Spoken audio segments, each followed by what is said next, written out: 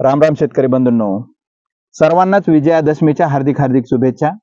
आज 2 ऑक्टोबर आणि आपल्याकडे दसरा हा साजरा होत आहे आणि त्या निमित्तानं हा संदेश तुमच्यापर्यंत देत आहे। कारण आजपासून काही भागामध्ये ढगाळ वातावरण राहील, परंतु पावसाची काहीही शक्यता नाहीये। कारण आता सोयाबीन काढणीला बऱ्याचशा शेतकऱ्यांनी वेग आलेला आहे, त्या अनुषंगाने हा संदेश तुमच्यापर्यंत देत आहे। येणाऱ्या उद्याच्या 5 ऑक्टोबरला आपल्या राज्यामध्ये परत एकदा या पावसाला सुरुवात होणार आहे। हा पाऊस आपल्याकडे 5 ऑक्टोबरला मध्य महाराष्ट्रामध्ये आणि पूर्व विदर्भामध्ये हा पाऊस पडणार आहे। तर ह्या पावसाची सर्वात जास्त तीव्रता विदर्भामध्ये असणार आहे आणि हलक्या प्रमाणामध्ये मराठवाड्यामध्ये छत्रपती संभाजीनगर असेल, जालना असेल, परभणी असेल आणि बीड जिल्हा असेल, या ठिकाणी तुरळक काही भागामध्ये हा पाऊस होईल। तसंच हिंगोली जिल्ह्यामध्येही पावसाची शक्यता नाही आहे आणि त्या प्रकारेच जालना जिल्ह्यामध्ये सुद्धा हलका आणि मध्यम स्वरूपाचा काही भागामध्ये पाऊस पडणार आहे। कारण हा एकदम परतीचा मान्सून आहे आणि परतीचा पाऊस हा आत्ताच्या टप्प्यामध्ये सर्वदूर होणार नाही।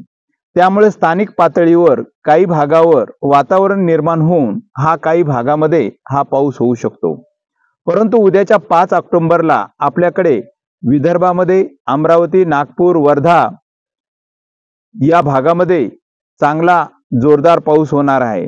तर 5 तारखेला आपल्याकडे नांदेड जिल्ह्यामध्ये जसं की किनवट असेल, हिमायतनगर असेल, पेठ उमरी असेल, या भागामध्ये चांगला जोरदार पाऊस संध्याकाळच्या टायमाला हा होणार आहे। तसंच त्या लगत असलेल्या परभणी जिल्ह्यामध्ये सुद्धा हा तुरळक प्रमाणामध्ये काही भागामध्ये हा पाऊस होणार आहे। लातूर आणि बीड जिल्ह्यामध्ये हलका आणि मध्यम स्वरूपाचा पाऊस 5 आणि 6 तारखेला काही भागामध्ये होईल, सर्वदूर होणार नाही।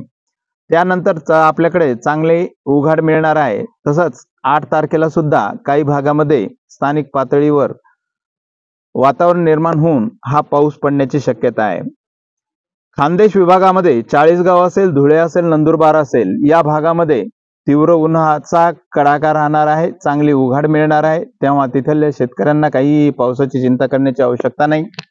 हा संदेश तर मी तुमच्यापर्यंत दिलेला आहे। परंतु शेतकरी बंधूंनो, उद्याच्या 5 तारखेला आपलं सोयाबीनचं पीक व्यवस्थित झाकून ठेवून काढणे योग्य राहील अशा पद्धतीची व्यवस्था करावी। तेव्हा शेतकरी बंधूंनो, हा संदेश इथे थांबून तुम्हाला विजयादशमीच्या हार्दिक हार्दिक शुभेच्छा।